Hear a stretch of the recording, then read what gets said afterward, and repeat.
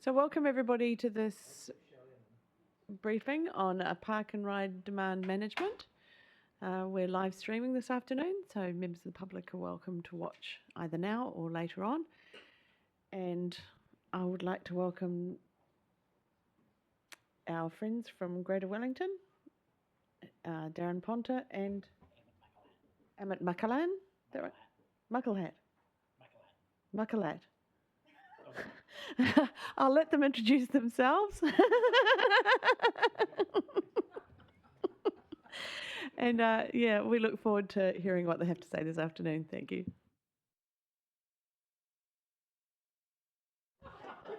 Yeah, I did think you were on a losing streak there to start with, Jenna.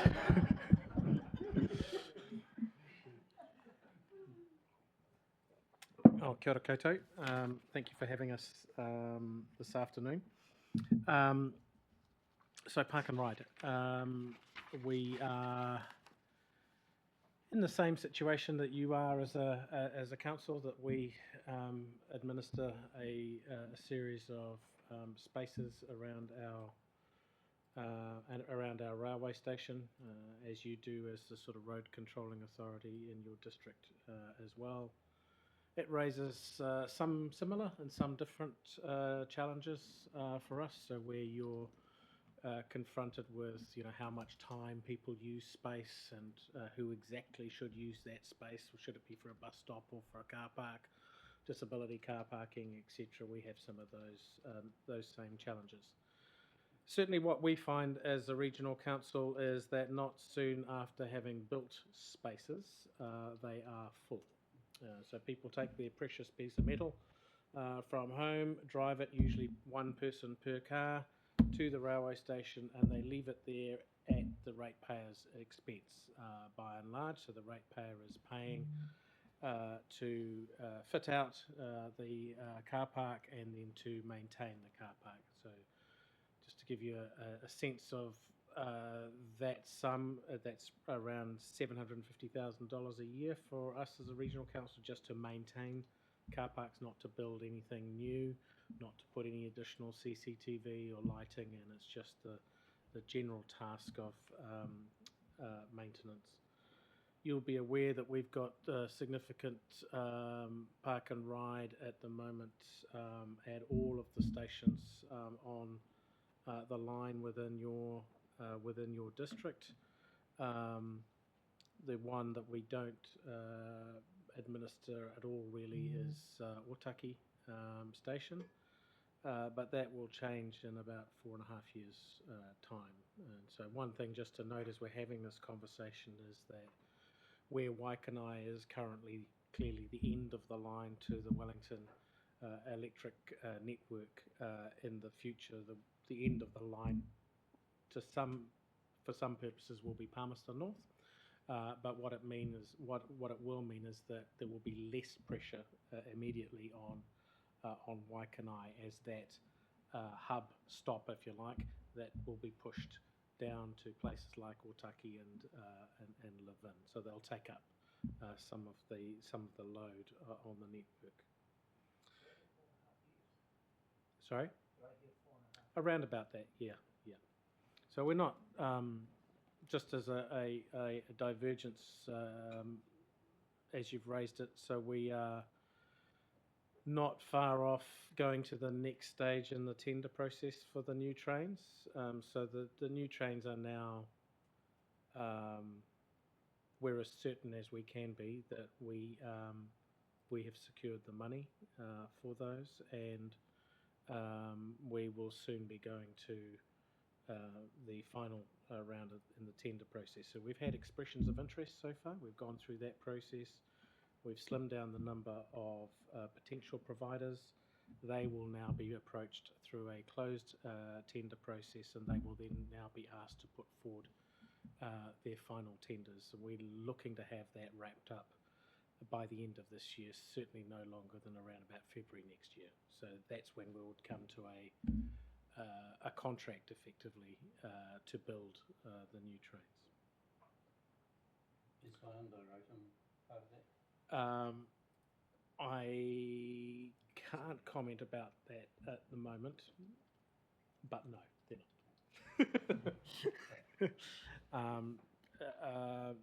And the reason for that is that Hyundai Rotem didn't put an expression of interest in, and they are not in the game of providing hybrid trains of the type that we want. They have gone down. It's a bit of a divergence between train companies that are providing for the US market and those that are providing for the European and other market. And we're in the European and other market, where we are following electrification rather than hydrogen.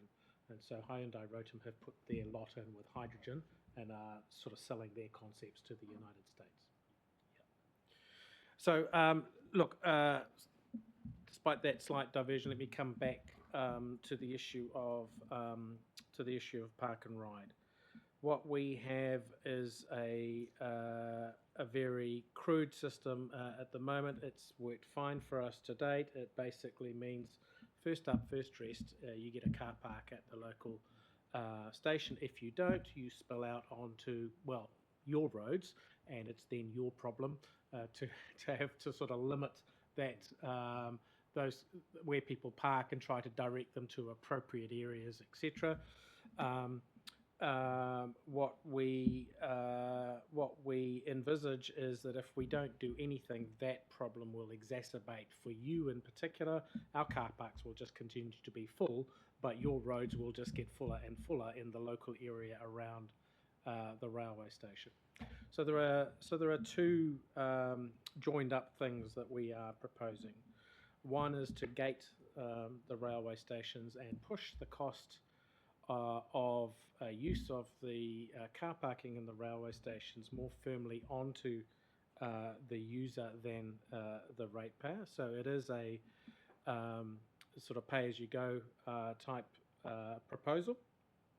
And the second part of that arrangement is to increase the number of public transport services, i.e. bus services, that we have going to our local railway stations. So that's those.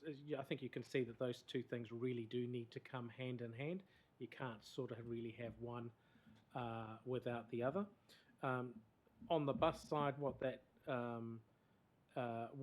looks like is potentially more routes, but definitely an increase in the frequency of services and a much closer connection to the train bus service interface.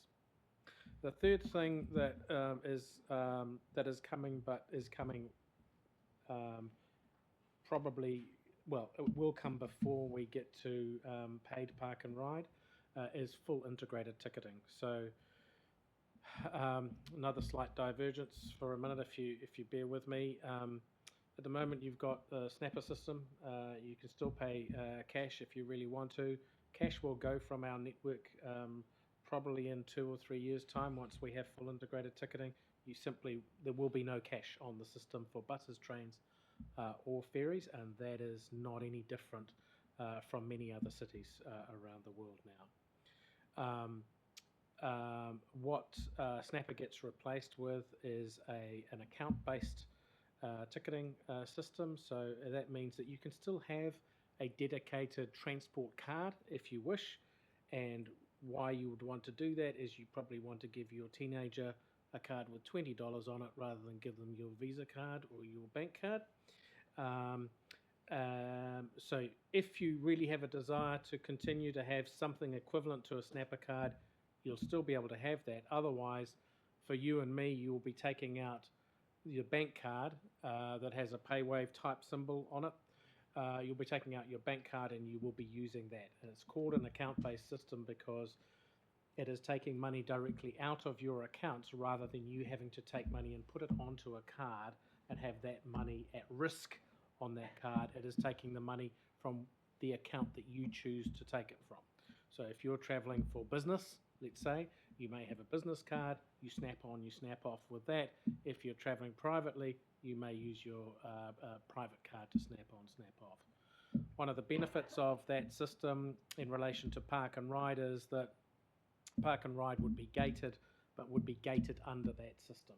So as you come into the car park, you will use your credit card or your bank card or your Snapper equivalent card to tag in to the gate. It will recognise that you're doing so. When you then tag onto a train, it will then recognise that you're sort of legitimately in the car park for commuting type purposes, and it's likely to then deduct a certain amount off the cost of putting your car in the car park. It won't make it free, but for those people, tradies and others who insist on parking their cars in the car parks and then going off together somewhere else up the coast, they will get the full charge in the system. So integrating, I suppose what I'm really trying to get across here is integrated ticketing allows us to do a hell of a lot more than we can currently do under the system. The other benefit of integrated ticketing in relation to Park and Ride is that it will allow full integrated ticketing. We don't have that at the moment. If you come in on a bus to a train scenario, you effectively pay twice for the zone around the railway station. So you pay for that zone when you come in on the bus. The system doesn't recognise that you're then getting on the train, so it then charges you again for that fare boundary as you make your way generally into Wellington. So if you're a Kapiti commuter, you've just paid twice for the same zone. Under full integrated ticketing, that disappears, and therefore the journey becomes just that little bit more cheaper. In addition, integrated ticketing will allow us to introduce fare capping into the system. So that effectively means that if you are a regular user, most of our commuters are regular users, so they're going every day of the week or 3 or 4 days of the week. They might go once in the weekend. As soon as you hit a certain limit, the system will say, that's it, you've done your lot this week, all the rest of your journeys are free. So you might get to a Thursday and you've hit your cap. That cap, Auckland are just in the process of introducing their cap. That cap is $50 in Auckland. Once you've hit $50, anything else beyond that for the rest of that week is free. Just precisely how we do that in the Wellington region, given that we've got very long networks out to Masterton and we'll have long networks out to Palmerston North, we're still working through, but it will be a deduction type system that recognises and rewards you for using the public transport system. So the reason, sorry for those slight diversions there, is to signal that when we introduce Park and Ride, it comes with a whole bunch of other things. Extra bus services, more frequent bus services, extra services to communities in some instances that haven't received services to date, potentially services later into the evenings, as well as a more agile fare system that encourages use rather than discouraging it. And ultimately, I suppose what we have in mind here is that not everybody, we're not suggesting at all that everybody's suddenly going to leave their cars at home because they've got a bus outside their home and they enjoy using that service and what have you. But if we can get 10 or 20% of people to actually to consider their choices that they make, then that will free up more space for those people who may more legitimately need to use that space. So when I indicated earlier on about best up, first dressed, what that often means in some of our stations is that once you're at 7:30 or 7 o'clock in the morning, that's the best up, best dressed people. Everybody else after that is on the street or not using car parking at all. Who are those people? Well, those people are just as likely to be the parents who are dropping kids off at school and can't actually make those times to get to those stations. So there is always a cohort of people who lose out in this scenario. This may assist us to even the playing field and reduce the cost of having to put in more and more tar seal effectively around railway stations than we really want to have to do. In terms of the cost of use of Park and Ride, this is not, people have got quite agitated in other presentations that we've had, thinking that this is going to be $45 or $50 a day. It's not in that order, not even close. This is somewhere closer to $3 to $5 a day. We have to get people to think about whether they really need to bring a car to the railway station, but we're not trying to, whack them with a sledgehammer here, and it has to be cheaper than them thinking that they can go to Wellington only to find out that it's $40 to $45 a day to park a car. So it's just trying to give you the order of magnitude at this stage. It's not the actual costs are still to be bolted down, and many of the technology sort of back office stuff is still to be settled. But it's a journey that we are reasonably committed to as a regional council, and again, it's not particularly new if you go to places overseas where they have the same sort of constraints in terms of finances and areas to put car parks. You'll find similar schemes in place. Yeah, Darren, when these things come up, when it comes to charging, a common refrain is that the regional council or the council, whatever it is profiteering off the users. I said I'm not very good with numbers, but it's $118 per annum per car park, which I think works out at about $2.26 a week. And if you're charging $3 to $5 a day, then you're looking to be making a really substantial profit, and you know that you've got the market is saturated, so it's a great place to be. So I'm just wondering if that then does become an unfair burden. It does if you're only factoring in the $750, but of course we've had to, in some cases, as you know, buy the land. Yeah. In many cases, the land is jointly owned or separately owned by other authorities. You are one of those.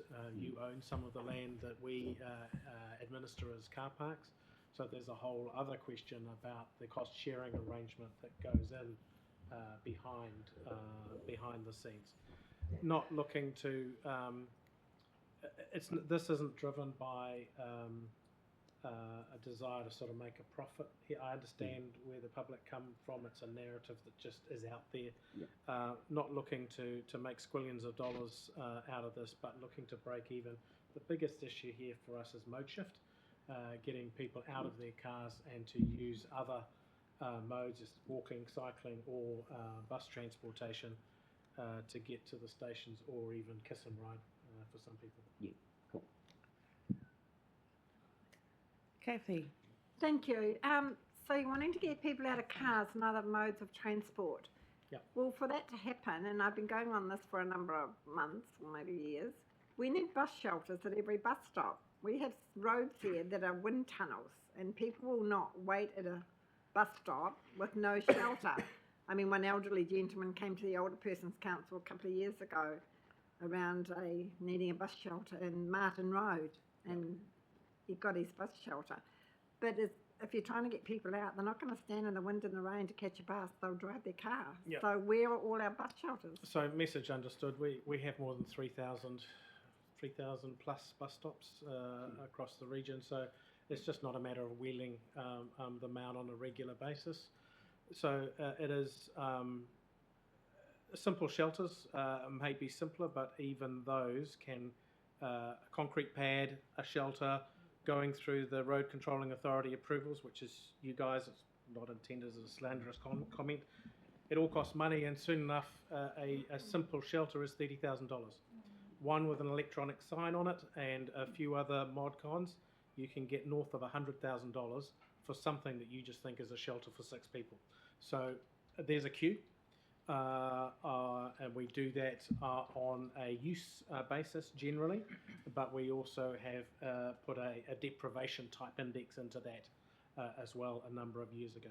So what it means is immediately that some communities will be out of won't have a bus shelter for many years to come as we work our way through that list. Some of those will be in your community because bus shelters are prioritised on that use basis, and that means that higher patronage stops in Porirua or Wellington or the Hutt Valley may come ahead of places like the Wairarapa or the Kapiti Coast. But we can work with you to prioritise, certainly on a deprivation basis, where that's appropriate. Yeah, I know people who will not stand out. Yeah, no, and I appreciate that. You know, Trying to get them out of cars, they can't work. yeah. So I've got Liz Martin and then Simon online and Jocelyn online. So Liz? Yeah, look, this is obviously good progress, but you know, the reality is we've got a pretty aggressive emissions target in Kapiti, and 80% of our emissions come from vehicles. We need much better transport here. We need to encourage people onto buses and trains, but we still have a shortage of buses, and we have remote areas, or you know, reasonably isolated areas here where it's still a major problem. You know, and I'm talking about Peka Peka, Tohoro, and to some extent Otaki. And it looks to me like this is the 80-20 rule. 80% of people might be able to avail themselves of this, but 20% won't be able to because we simply don't have the transport network. And, you know, we have been banging our heads against a brick wall on this issue for a long time now and getting nowhere because we keep getting told Greater Wellington has no money. And, you know, what are we supposed to do, you know, because we desperately want to get people using public transport, but there isn't sufficient resources available to do that. Yeah. So yeah, good observation and points. Look, there are a number of issues that I can sort of point to in that regard. We have a number of bus services that we operate across the region that cost an eye-watering per seat basis per service. Services that cost in the vicinity of $40 plus per person each. Many of those services are services that are operated in communities that are more strung out, if you like your Tohoro type example, and we just can't keep on providing those services to those communities. It's not the fault of anybody around this table, but when I look at a community like Tohoro, I go, that was a bad planning decision. Why was whoever thought that putting a small community in an isolated area by the sea, for the fact that it maybe have a nice outlook and a nice lifestyle, it had nothing to do with anything to do with decisions around transport or public transport or social services generally, I would have thought. There's been people living there for a very long time. There are, but and some of them are now getting elderly and struggle to drive their cars. So, look, I fully appreciate that, but the regional council can't come and deliver them out of that problem. They may have to move, and I know that that's hugely confronting, and for some of them they will say, we cannot afford to move. But the answer cannot always be, because we have created a problem like this and we have a community in this situation, that suddenly the regional council needs to deliver a regular service to that community. We just don't have the resources to do that, and you wouldn't have those resources to do that if you did our function. You just can't magic that money out of nowhere. It's ratepayer money that we're using. There is another factor that's probably worth mentioning, which is the Ministry of Education factor.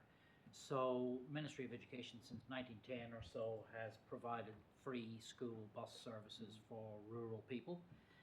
But the Ministry's rule, and it's very, very set in law, is that if a PTA provides any sort of service to a community, the school services are instantly removed. Now, we have been aware that the Ministry has been looking at some of the areas, and it's simply in law, it's the rules that they follow. If we put on a service, no matter how limited, in a particular area, there is a high chance the Ministry will pull their free school bus service, and there's a cascading impact on communities, and we're seeing this all around the country.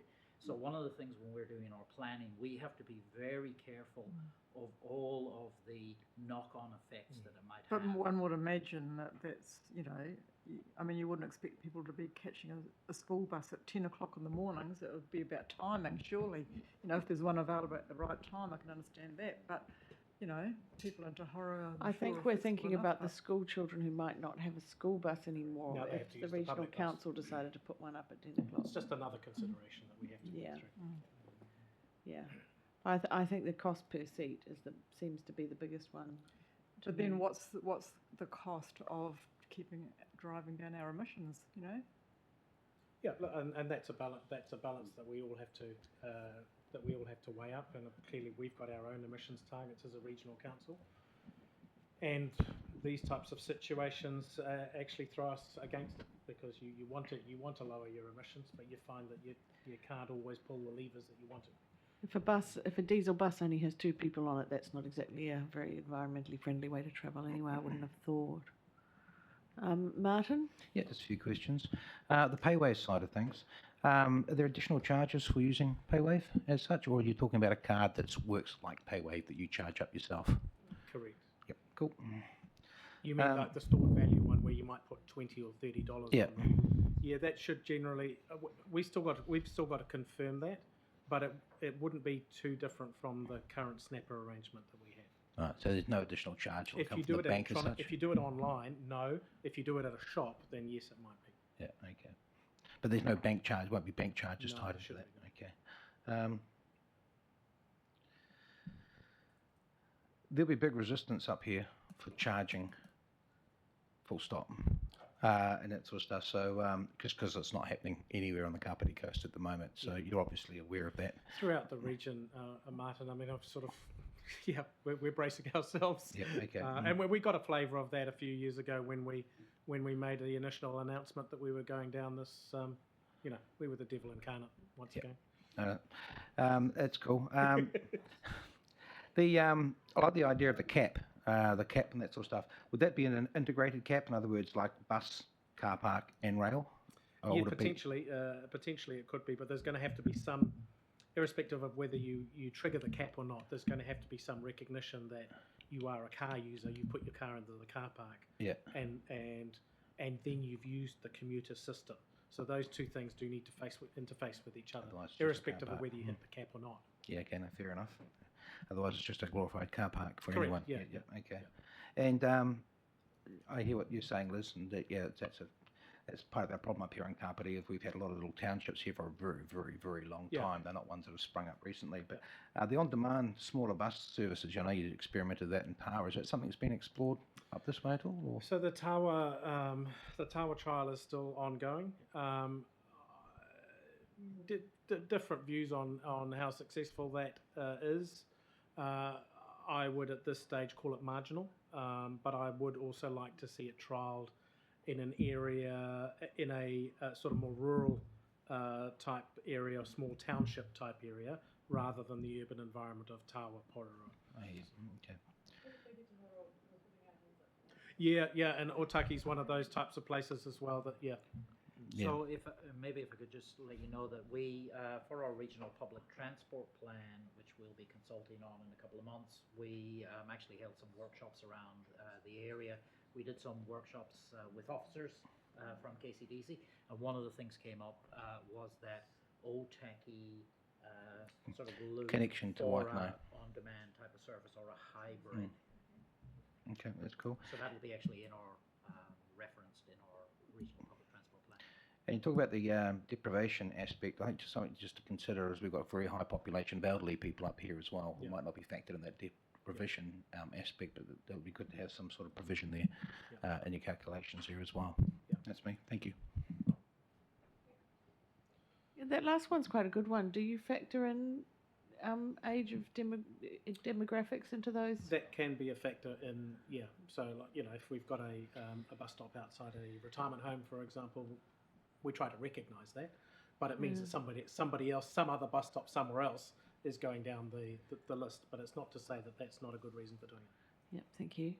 I've got Simon Black online from the Otaki Community Board. His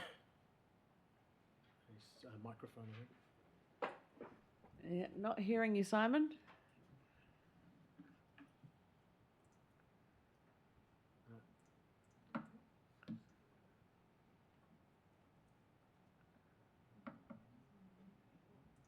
8 seconds.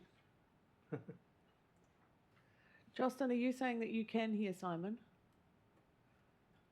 We can't hear Jocelyn either. So I think it's at our end, Evan. Yeah. He's trying. We're trying to sort that out for you. Can you speak again? Speak again, Simon, please. No, still no. Oh, Jocelyn can't hear that. Try again. Try again. No, still not. So it's the volume at our end, I think.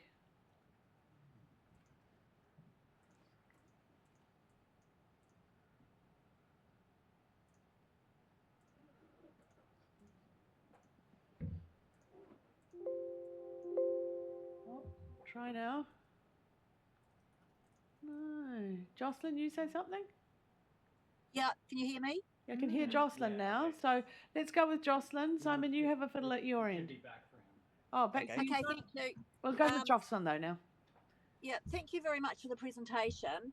I just wanted to follow up on the age demographics. So, Gold Card users, they have free travel at certain times. How will that work for potential car parking costs?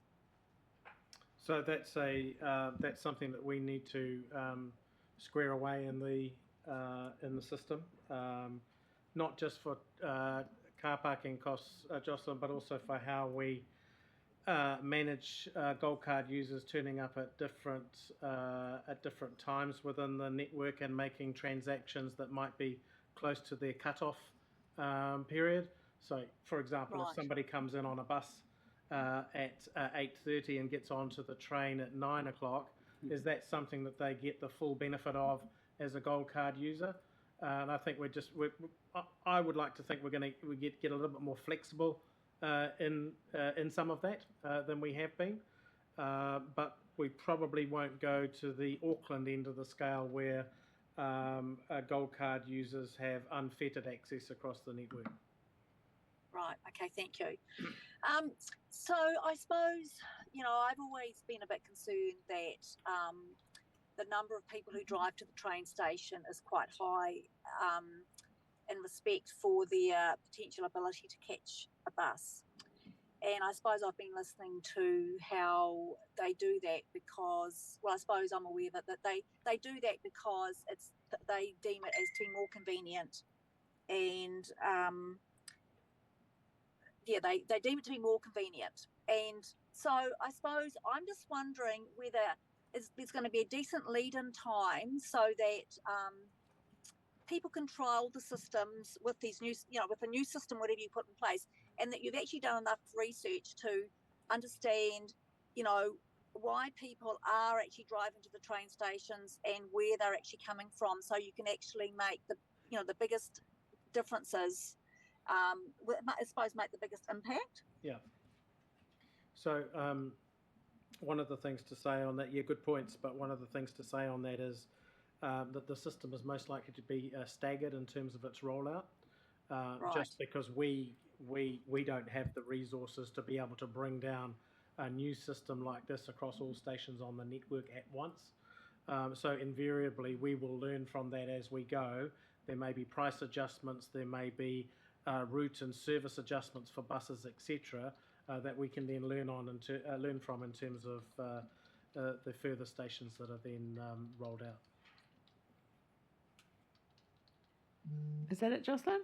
You good? Yep, Simon. Thank you. I'm picking my passengers now anyway. Okay, thanks, bye. Thank you, bye.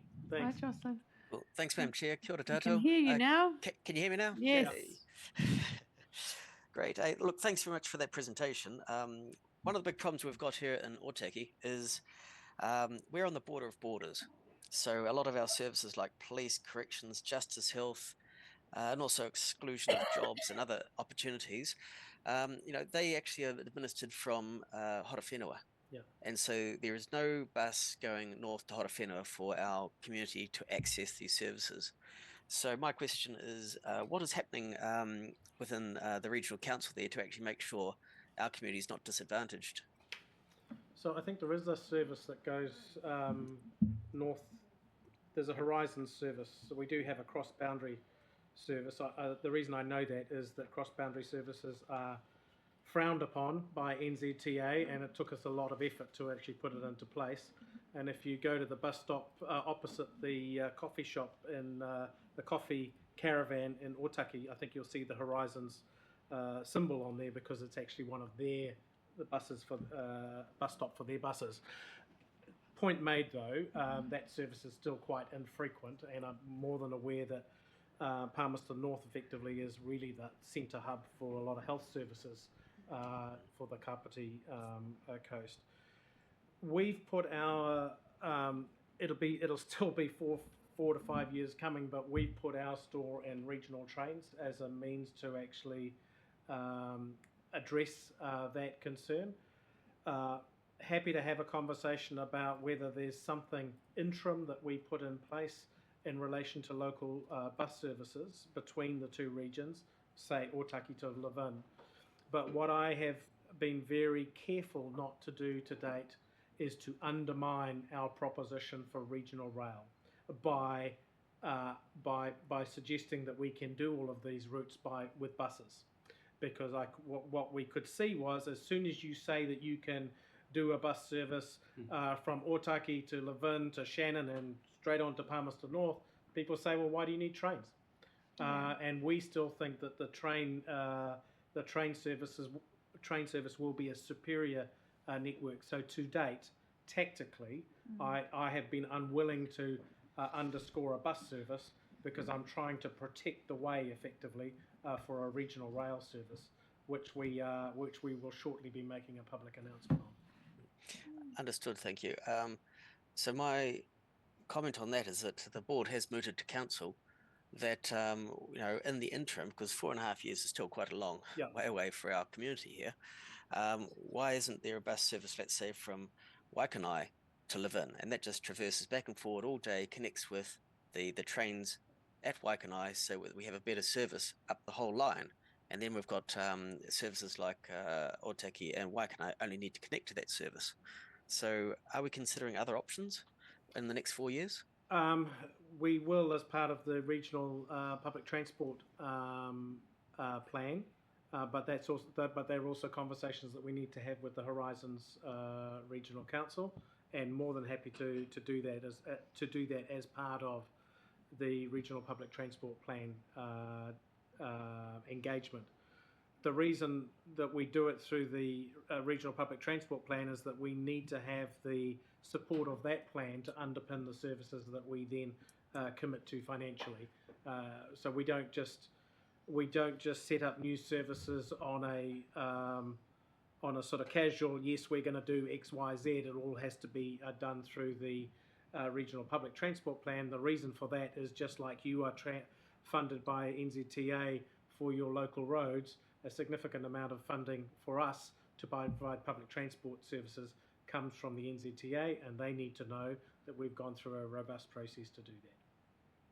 If you could keep the Otaki Community Board abreast of these conversations, that would be much appreciated. No, good. Happy to come out anytime. We Great. actually have a presentation tonight at the Otaki Community Board on the regional public transport plan. Oh, excellent. Oh, yes, it is. It's on our agenda. So I might be asking the same questions again. Thanks. Wonderful. Faster than I could even have anticipated. So there you go. Excellent. Final question. Final question is that in the next 4 years, so you said that it's 4.5 years, the train station in Otaki is not included under your remit there. We have a problem with possible, getting CCTVs there to help lower crime, and also better lighting in the car park. All the agencies that we've communicated with, including New Zealand Rail, LINZ, and whoever, they're all pointing fingers at everyone else, and we're not getting adequate, safety facilities at the railway station. What can be done about that?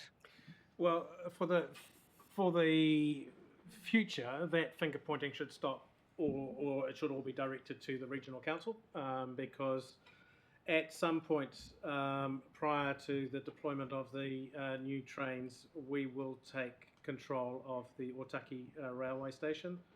I don't necessarily mean ownership. I'm aware that it's a land banked property for Ngā Hapu o Raukawa.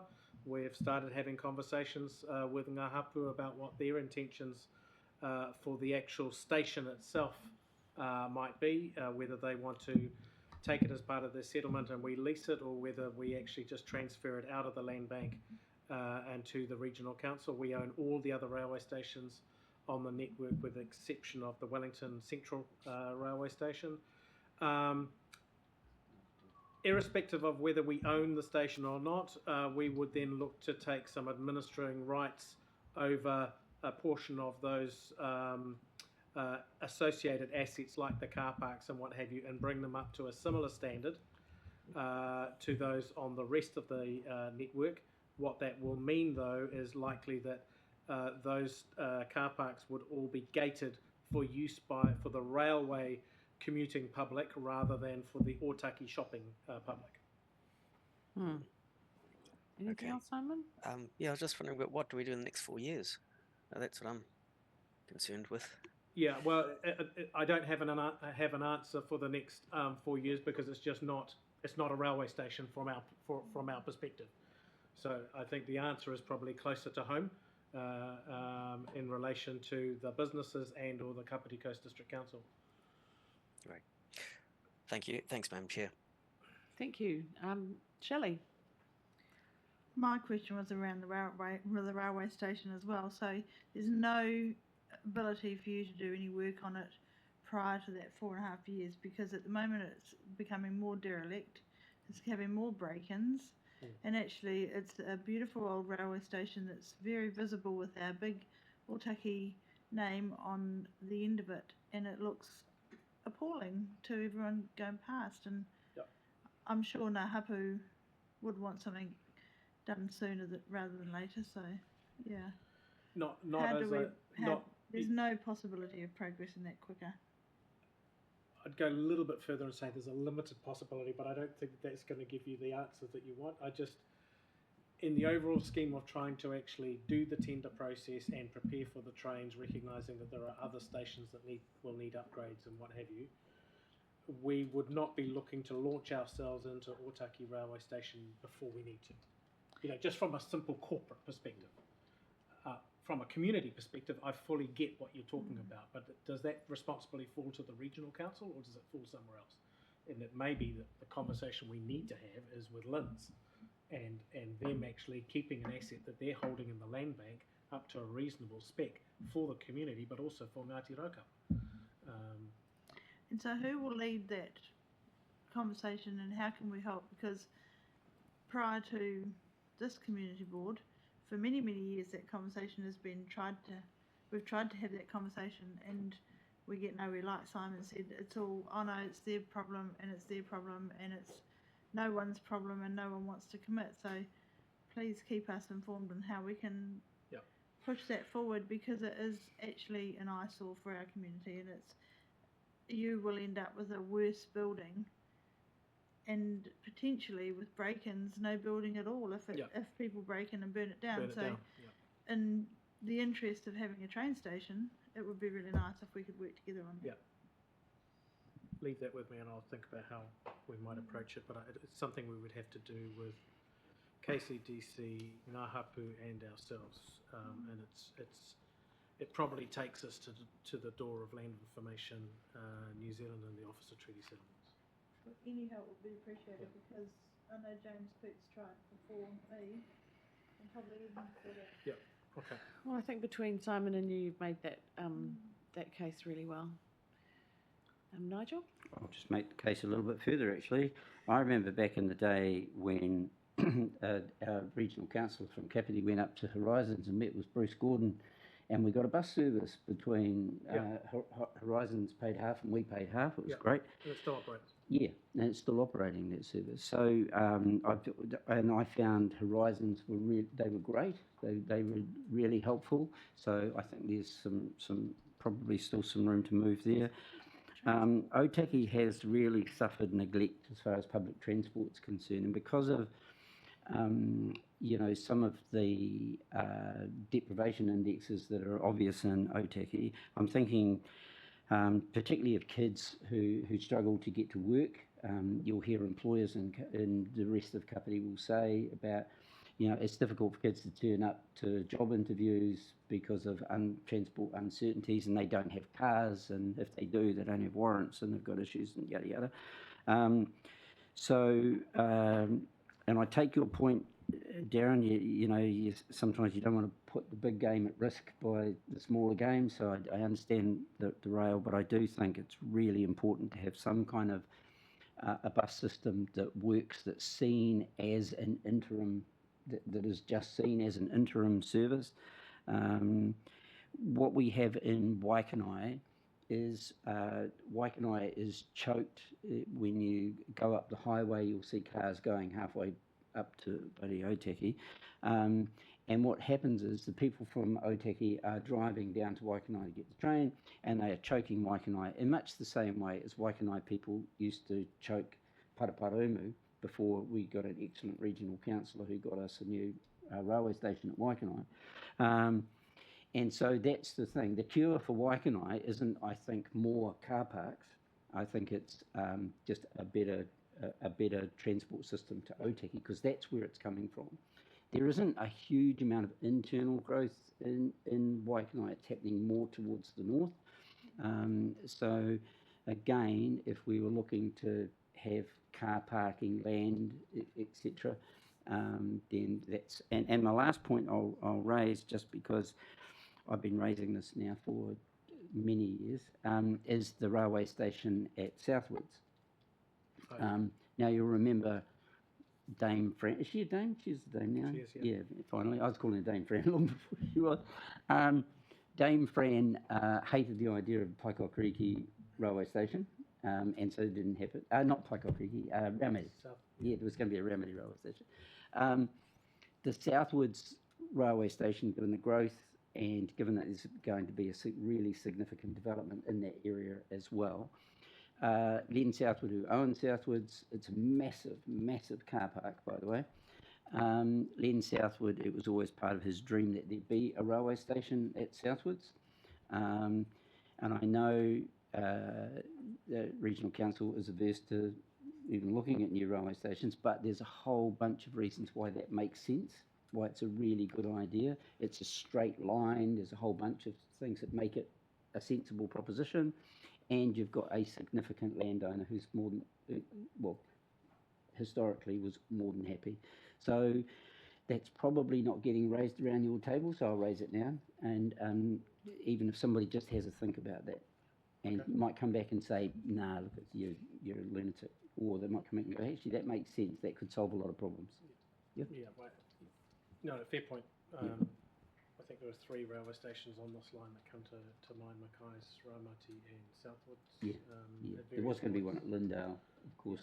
Thank God that never happened. We've gone the other way though. We've I think even got at rid the of time some. when you might have been in the council, we closed 2 at least. Newry and and unfettered access for gold cards, a great idea. I think I'm pretty sure I heard you agree with that. Rob? Oh, thank you. I'm just wondering. Just check in. We are running a bit late. Are you guys okay for time? Yeah. Yep. Rob? Just thinking who that councillor was on the regional council, but just with regard to the hybrid train in 4 years, was it, or 4.5 years? About 4. I thought it was 5 years, 2 years ago. These things always take longer than you think. We do have a train service through Otaki. We have one train, and the station's very busy. And the government have deemed the area as intensification because of the railway station. They've got the 6-storey buildings. But anyway, what will be the frequency of the hybrid trains through the line? I suppose it will be Otaki, Waikanae, Paraparaumu. From memory, it's around about six trains a day. 6 a day, right? Yeah. 3, yeah, okay. So not all of those may go to Palmerston North. Some may terminate in Levin. Right, thank you. I've just been overseas, and of course 80 million people in the UK. They're pay and display everywhere, and it's vicious. So I think your charging mechanism is really softer and greater. But yeah, it's just hard. You know, even in the countryside, it's pay and display. Yeah. If you're walking Hadrian's Wall, you know, there's several pay and display areas there, and you've got to pay through the nose to do your walk. So I think we're still, you know, very fortunate in this country with that regard. And also, just having experienced a train ride to Old Taki from Paparamu and then getting a connecting bus at Waikanai to Old Taki. We have to get the train from Paparamu to Waikanai and then a connecting bus to Old Taki. It'd be really good if the bus didn't leave when the train arrived. And if we could sort that out, please, because you've got to wait. Yeah, okay, thank you. Thank you very much. Yeah. Yeah. Christian. Kia ora. Thank you, Madam Chair. Thank you for the presentation. Just a few questions. Firstly, I'm sorry to hear about the state of Otaki's railway station, and I hope all stations can be as nice as the best station in the district, which of course is Paikakariki. And, you know, none so fine as with a wonderful signal box as well. Anyway, on to the point. But we don't have a toilet, and we in the community board know loud and clear from our community that is something that is wanted. So I look forward, the community looks forward to hearing back from that. Just picking up on the charges for park and ride, I get it. I understand your approach, etc. One thing also with the pricing is we don't want to price people out of the car park and onto our streets, which we're already getting a bit of spillover, but we don't want to choke.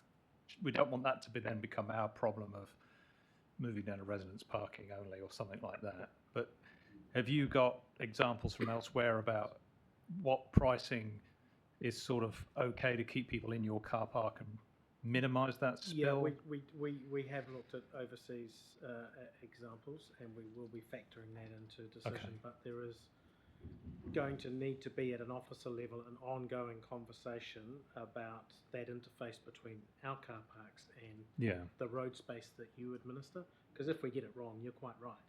There will be a spillover effect that you then end up having to manage. Yeah, I mean, you don't want that, and we don't want push that. people So, onto okay. your. But it's okay. Yeah.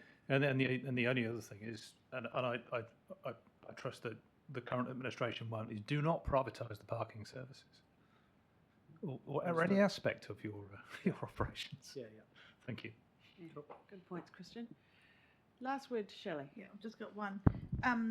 Just with regard to the trains coming to Otaki expressways now through, is there any plan to acquire any NZTA land for parking? Because even though the car park at the railway station at the moment is never really full, it will be when we have trains there. And so I know there's been to you guys with that bit of land in between would need a crossover and stuff. So are you looking at that in the long term about the capacity of car parking and what can be acquired from NZTA? We're not looking to acquire land from NZTA, but but a lot of the land that we do administer for car parks at the moment is NZTA land. So what we generally find is that because those parcels of land are alongside roadways were originally designated for road purposes and what have you, they're actually relatively easy to bring in within our administration and use for car parking. So when the time comes, we would have that conversation. The issue, however, of putting additional on-ramps and over-bridges and stuff, that's another complication and cost that we haven't factored into our planning to date for the new trains, but may need to come in the future. So is there any way that maybe we could have a map from you guys about the amount of car parks you potentially are going to have there in Otaki, and the land that could be turned into car parking, what additional car parking that would create? Because even across the railway line, if you were just walking across Rahu Road, if there's any land over there, people are probably quite prepared to walk a little bit. It would be a shame for NZTA to get rid of the land and an opportunity be missed by our community. Okay. So We'll come back to you. Thank you. That's been a really broad-ranging and, Otaki and a bit of everything else. But it's been a really good conversation this afternoon, so thanks for coming out and talking transport in general rather than just park and ride. Really appreciate the extra time you've given us this afternoon. If you give a free car park to Tim Crossley, save the taxpayer a fortune. There you I'm glad you didn't have your microphone switched on for that one, Nigel. So the next time you might hear from us is on the Regional Public Transport Plan in October. Great. So regional public transport plan, October. And in the meantime, we can follow up some of those things that were suggested in our regular catch-ups. And we've got some stuff to come back to you on as well. Fantastic. Thank you, everybody, for your time today. Have a good evening. Rest of your afternoon, evening.